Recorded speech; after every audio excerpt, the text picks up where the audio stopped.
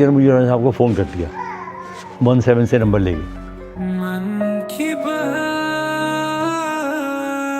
करे। कुदरत डेस्टिनी आपकी मुकर्रर कर देती है पहले से, आपको पता नहीं होता। आओ मन की बात कह दे। अच्छा, उमर कुरैशी की मैं बड़ी कामयाब कॉपी किया करता था, बल्कि अब मेरी आवाज़ बदल गई है। ख्वाब व ख्याल में ना रेडियो कभी गया ना मैंने कुछ किया।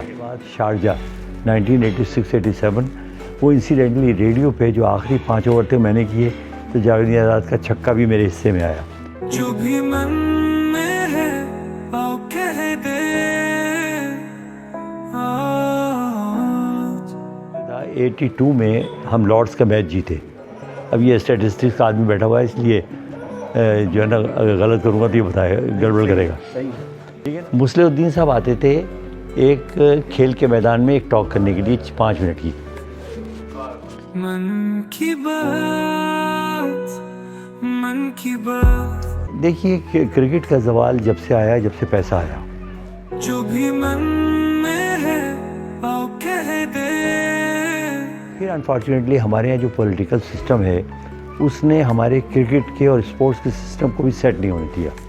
डिसिप्लिन भी इम्पोज नहीं हो पाया, टेक्निकली भी खिलाड़ी उस कैलिबर के नहीं हो पाए जिसके बाकी दुनिया है, तो वो ज़ाहिर है फिर हम ज़वाल का शिकार हो गए। इंडिया का आप रिकॉर्ड देखें, आज तक इतना हारने के बावजूद पाकिस्तान ये सामने बैठे हुए ये गवाही देंगे, आप अभी भी 8-9 मैचों का आपको एडवांटेज है इंडिया में, अगर आप तीनों मैचों को कंबाइन करें। बड़े बड़े यादगार मैच किए, लेकिन कि हमारे ज़माने में तो मजाल था कि कोई सवारशी आदमी वो ग्राउंड में या कमेंट्री बॉक्स में या रेडियो में दाखिल हो सके। मैंने 2000 तक मेरा आखिरी टूर जो था ना वो वेस्ट इंडीज़, लेकिन इस दौरान में मैंने, आप ये समझ लीजिए कि मैंने 30 टूर्स किए। तो कोई ऐसा क्रिकेट का ग्राउंड नहीं है दुनिया का जहाँ मैंने कमेंट्री ना की हो। जो भी मन में है आओ कह दे।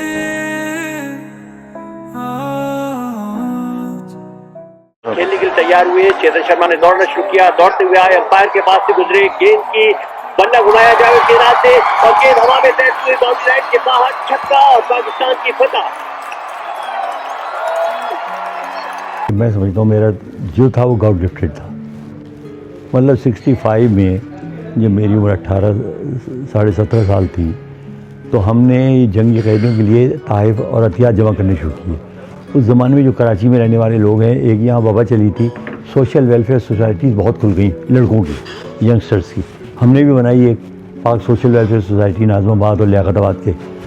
मैं अनाउंसमेंट भी करता था और नगमे भी गाता था, और लोग बड़े यानी सारे मोहल्ले के जो सीनियर लोग थे वो शाम को मुझसे सुना भी करते थे। वो मेरा ख्याल है कुदरत ने मेरा पहला टेस्ट लिया। अच्छा, उसके बाद भी मेरा रेडियो कोई जहन में नहीं था, सुनता मैं बड़े शौक़ से था। अच्छा, उमर कुरैशी की मैं बड़ी कामयाब कॉपी किया करता था, बल्कि अब मेरी आवाज़ बदल गई है। जब मैं मैट्रिक में था उस वक्त मेरी आवाज़ जब रिकॉर्ड होती थी तो वो लगता था उमर कुरैशी साहब बोल रहे हैं, वो मेरे आइडियल भी थे। तो वो इस तरीक़े से समझ लीजिए कि वो डेस्टिनी अल्लाह ताला ने ख़ुद ही बना दी थी। मैंने उसको डेवलप ये किया कि क्योंकि पढ़ा बहुत, तो वो उसमें मुझे कॉन्फिडेंस भी आया। फिर रेडियो में खुद ब खुद हो गया मैं। रेडियो के आने से चूँकि मैं ब्रॉडकास्टर हो गया तो फिर वो एवेन्यूज़ खुलते चले गए। कुदरत डेस्टिनी आपकी मुकर्रर कर देती है पहले से, आपको पता नहीं होता। मेरे फादर ने चलते हुए मुझे एक ख़त दी, तो वो ये, यार ये तुम लाहौर जा रहे हो ना, ये ख़त दे देना। उस ज़माने ख़तों का ज़माना था, ख़त दे देना अतीकुल्ला शेख को। अब देखिए कोई मेरा रेडियो जाने का प्रोग्राम नहीं है, ना मेरा ख्वाब। मैं ख़त देने गया, बड़े अच्छे आदमी, खुशमिजाज, मुझे कहने लगे तुमने कोई रेडियो पे कभी कुछ किया है? मैंने कहा जी मैंने यूनिवर्सिटी प्रोग्राम किया गवर्नमेंट कॉलेज की तरफ से 2, कोई है कुछ रिकॉर्ड? मैंने कहा कुछ नहीं। कह लगे अच्छा तुम ऐसा करो कल आ जाओ, तो स्कूल ब्रॉडकास्ट के 2 प्रोग्राम हैं, तो मैं रिकॉर्ड कराऊँगा, तुम्हें 15-15 रुपये मिलेंगे हर प्रोग्राम के। अच्छा 30 रुपये 67 में। मैं तो बड़ा खुश हुआ। हमने रिकॉर्डिंग करवाई तो मुझे कह लगे तुम्हारी आवाज़ अच्छी है और बड़ा अच्छा बोले तुम। मुझे कह लगे एक काम और करो, जल्दी तो नहीं है। मैंने कहा बोले? कह लगे ये ज़रा अनाउंसमेंट रिकॉर्ड कराओ। अनाउंसमेंट की एक शीट दी, मैंने वो अनाउंसमेंट रिकॉर्ड कराई और मैं चला गया मरी। मैं वापस आया 4 दिन बाद, तो मुझे मेरे कज़न ने कहा, मैं कस्टोडियन वो किले के थे तो मैं किले में ठहरा हुआ था, मुझे कह लगे यार पहले तुम रेडियो फ़ोन करो, वो अतीक वाले बिल्कुल 20 फ़ोन आ चुके हैं। मेरे जहन में इंप्रेशन ये आया कि उन्होंने ख़त का जवाब देना होगा, तो इसलिए वो मुझे ढूंढ रहे हैं। मैं वहाँ गया, मालूम ये हुआ उसके 800 लोगों में से जो ऑडिशन किए गए हैं, मुझे radio Pakistan commercial service Lahore का पहला अनाउंसर मुंतखब कर लिया गया है। 550 रुपये मेरी तनख्वाह और 5 साल का कॉन्ट्रैक्ट। ख्वाबो ख्याल में ना रेडियो कभी गया ना मैंने कुछ किया, बस जना अच्छा उसके ज़ाहिर है I became one of the most popular announcers. कभी लाहौर में रहने वाले से किसी से आप पूछें शीजान हेड प्लेयर, तो वो छूटते ही मेरा नाम लेगा और कहेगा यार वो तो इतना 50,000 लेटर्स आते थे उसके वीकली। मुस्लिउद्दीन साहब आते थे एक खेल के मैदान में एक टॉक करने के लिए 5 मिनट की। अच्छा मैं उनसे वाकिफ़ नहीं था, ज़ाहिर है मुझे न्यूज़ ऐसी बड़ी मुश्किल लगती थी। मेरा ख्याल था कि मैं टीवी पर भी अनाउंसमेंट करूं, तो वो इजाज़त नहीं मिली क्योंकि उन्होंने कहा हम अपने अनाउंसर को टीवी नहीं जाने देंगे। टीवी वाले कह रहे थे हम रेडियो को नहीं आने देंगे। तो मैंने कहा छोड़ो बाहर में जाए। मैंने डॉक्यूमेंट्रीज की 2-3 बैकग्राउंड आवाज़ बस। तो मुस्लिउद्दीन साहब ने वो पीएन आया मेरे पास, कहने लगा सर वो जो साहब अभी बोल रहे थे ना वो आपको बुला रहे हैं। अच्छा मुझे आपको पता ही मुस्लिउद्दीन साहब वो कहते हैं gentleman to the tips of his fingers. मुझे कहने लगे जी अस्सलाम वालेकुम हसन जली साहब आप मुझे पहचानते हैं? मैंने कहा जी मैं जानता हूँ आपको। कह लगे आप कोई ख़बरें पढ़ने में इंटरेस्टेड हैं? मैंने कहा जी मुझे तो बड़ी मुश्किल लगती हैं।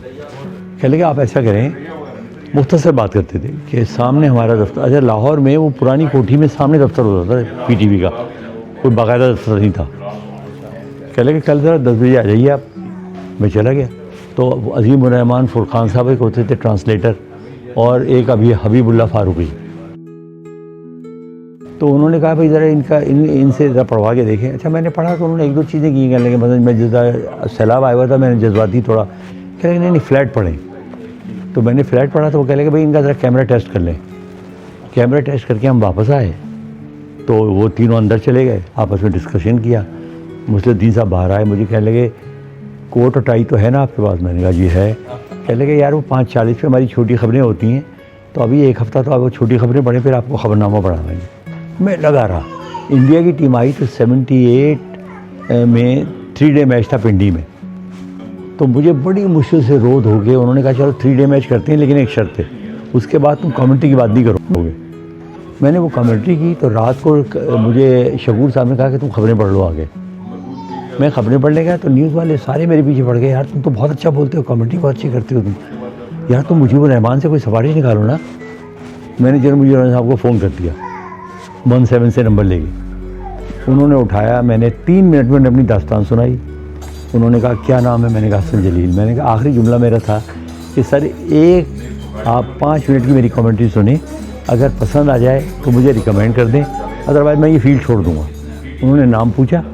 अगले दिन रेडियो वालों ने मेरा मजाक उड़ाया, जिनको मैंने कहा, उन्होंने कहा यार इस तरह कभी होता है?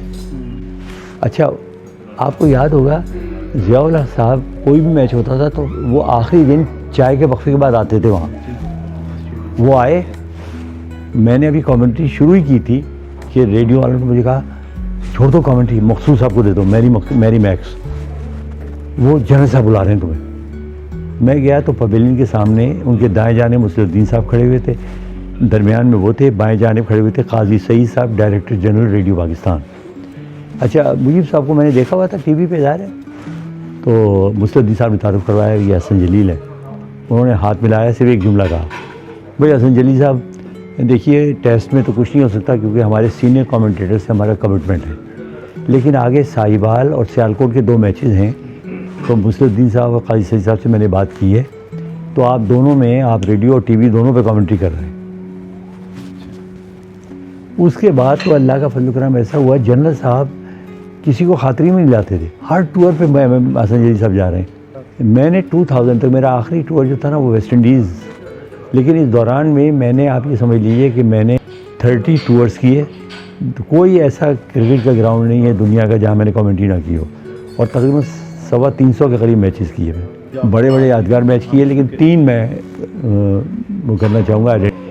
एक तो सबसे पहले था 82 में हम लॉर्ड्स का मैच जीते, 28 साल के बाद पाकिस्तान को इंग्लैंड में पहली फतह हासिल हुई। अब ये स्टैटिस्टिक्स का आदमी बैठा हुआ है, इसलिए जो है ना अगर गलत करूँगा तो ये बताएगा, गड़बड़ करेगा, ठीक है ना। अच्छा, और वो बड़ा एक्साइटिंग मैच था क्योंकि थंडर स्टॉर्म की पेशिंग गोई थी और विनिंग स्ट्रोक के 5 मिनट के बाद इतनी बारिश हुई कि उसके बाद 1 हफ्ता वहाँ कोई मैच नहीं हो सका। तो उसकी डिस्क्रिप्शन करते हुए फिर जो मेरी आदत है ना मंजर कशी करना, क्योंकि बादल आ रहे थे तो मैंने क्रिएट भी बड़ा किया कि जी गहरे बादल जो हैं वो हवा के दोष पर तैरते हुए अब लॉर्ड्स के ऊपर पहुंच गए हैं, बिजली भी चमक रही है, बिजली कड़क रही है, बादल गरज रहे हैं। तो वो बड़ा यादगार मैच था। उसके बाद शारजा 1986-87, वो इंसिडेंटली रेडियो पे जो आखिरी 5 ओवर थे मैंने किए, तो जावेद आज़ाद का छक्का भी मेरे हिस्से में आया, टीवी पे इफ्तिखार साहब ने की। ठीक है, एक वो था सलीम मलिक का कैलकाटा की इनिंग, जो एक अनबिलीवेबल मैच जो आप हार रहे थे वो सलीम मलिक ने जितवा दिया। देखिए क्रिकेट का जवाल जब से आया, जब से पैसा आया। देखिए वो लोग जो एजुकेटेड थे, वो मुल्क जहाँ पर तालीम आम है, एक डिसिप्लिन है, एक निज़ाम कायम है, वो तो बच गए, इसलिए कि उन्होंने उस सिस्टम को फॉलो किया। ठीक है जी, उनका पहले से एक सिस्टम चला आ रहा था, जैसे इंग्लैंड है, ऑस्ट्रेलिया है, न्यूजीलैंड है। इंडिया ने डेवलप किया अपने आप को। 88 के बाद इंडिया में जो तब्दीलियाँ आई, उन्होंने क्रिकेट को भी उन तब्दीलियों से हम आहंग किया। हम आपे से बाहर हो गए, क्योंकि हमारे यहाँ ये प्रॉब्लम ये थी कि हमारे लड़के ज़्यादातर जो आते हैं वो पहले भी अब भी, लेकिन पहले ये था शहरों से आते थे, कराची से, लाहौर से। अब आ रहे हैं छोटे छोटे इलाकों से, तालीम याफ्ता भी नहीं है, फैमिली बैकग्राउंड नहीं है, कोई माली हालात भी इतने अच्छे नहीं है। आके जब उन्होंने एक साथ देखा पैसा, 5 स्टार होटल, ठीक है जी, लोगों की जनाब हर तरफ मद्दाहों का हुजूम, तो वो आपे से बाहर हो गए। उनके जहन में ये आया कि जी बस यही है, ऐसे ही रहेगा, हम आ तो गए ना, तो बोला हमें कौन निकालेगा।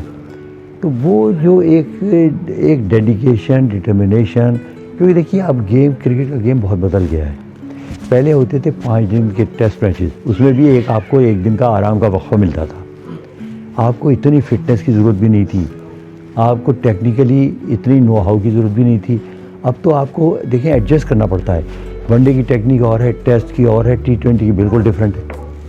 हम वो कोप नहीं कर सके।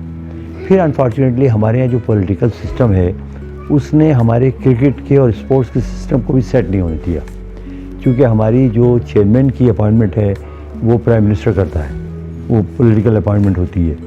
अब चेयरमैन जब आता है तो अपने साथ पूरी टीम नहीं लाता है, जब पूरी टीम नहीं आती है तो उसका असर टीम पर भी पड़ता है। मतलब नया कोच आ गया, नया कप्तान आ गया, ठीक है जी, अब वो नए सिरे से अभी पॉलिसी अपनी वो वजह कर ही रहा होता है कि पता चला ये फिर तब्दीली आ गई। तो खिलाड़ी भी सेट नहीं हो पाए, डिसिप्लिन भी इम्पोज नहीं हो पाया, टेक्निकली भी खिलाड़ी उस कैलिबर के नहीं हो पाए जिसके बाकी दुनिया है, तो वो ज़ाहिर है फिर हम जवाल का शिकार हो गए। तो अब देखें ना, इंडिया की मिसाल देख लीजिए, 2000 के बाद 2000 से पहले इंडिया की हालत थी कि इंडिया ने शारजा मना कर दिया आपके ख़िलाफ़ खेलने के लिए, क्योंकि वो हमेशा हार जाते थे। इंडिया का आप रिकॉर्ड देखें, आज तक इतना हारने के बावजूद पाकिस्तान के सामने बैठे हुए ये गवाही देंगे, आप अभी भी 8-9 मैचों का आपको एडवांटेज है इंडिया में, अगर आप तीनों मैचों को कंबाइन करें। एक ज़माना था कि जब ज़मीन आसमान का फ़र्क था, मतलब टेस्ट मैचों में कम से कम हम उनसे 15-16 टेस्ट मैच ज़्यादा जीते हुए थे, वनडे में हमसे उनसे कोई 30 मैचेस ज़्यादा जीते हुए थे। अब वो जनाब जीते जीते वो आपके बराबर आ गए। अब रेडियो कमेंट्री छोड़ दी उन्होंने। पहले वो कमेंट्री से जो ग्राउंड से हुआ करती थी, वो डब्बा कमेंट्री में चले गए, टीवी सामने रखे स्टूडियो में कमेंट्री करना, अब वो भी ख़त्म हो गई। पहली तो बात यह है कि उस कमेंट्री को रिवाइव किया जाए, उसका स्टैंडर्ड अच्छा बनाया जाए। स्टैंडर्ड डाउन इस तरह हुआ कि हमारे ज़माने में तो मजाल था कोई सवारशी आदमी वो ग्राउंड में या कमेंट्री बॉक्स में या रेडियो में दाखिल हो सके। अब आप देखिए कि टीवी पे कमेंट्री हो रही होती है तो कम से कम 6-7 कमेंटेटर होते हैं, क्योंकि हर एक को अकोमोडेट करना होता है। हमारे यहाँ 3 कमेंटेटर हुआ करते थे, 2 अंग्रेज़ी 1 उर्दू। पहले तो इदारे मजबूत हों, वो डिसाइड करें कि हमने करना है, उसके बाद कमेंटेटर्स अच्छे तलाश किए जाएँ, ट्रेन किया जाए। जब तक वो A क्लास ना हो उनको कमेंट्री बॉक्स में ना लाया जाए, तो सब कुछ हो सकता है, क्यों नहीं हो सकता। मन की बात, मन की बात, मन की बात करे, आओ मन की बात कह दे।